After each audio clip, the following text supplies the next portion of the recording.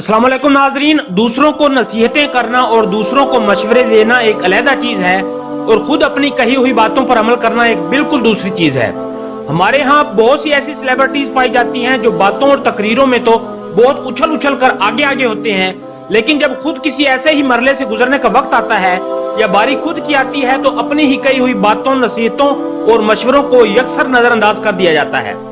नाजरीन, मशहूर मजहबी शख्सियत अल्लामा साकिब रजा मुस्तफाई साहब को कौन नहीं जानता।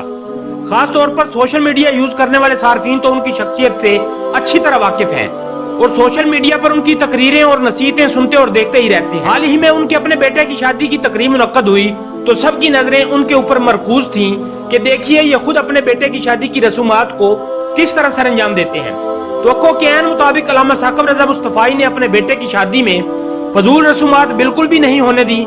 सिर्फ 10 से 12 बाराती गए और निकाह करके इंतहाई सादगी से बहू को ब्याह कर ले आए और ज़राए के मुताबिक लड़की वालों से जहेज भी नहीं लिया गया। नाज़रीन, अगर हमारे मुआशरे में यूं ही सादगी से निकाह करने पर सब लोग इत्तेफाक कर लें तो बहुत सी फजूल खर्ची से बचा जा सकता है और इस तरह निकाह का अमल इंतहाई आसान हो सकता है। इस तरह जहेज के लिए इंतजार करते करते बच्चियों के सर में चांदी भी नहीं आएगी।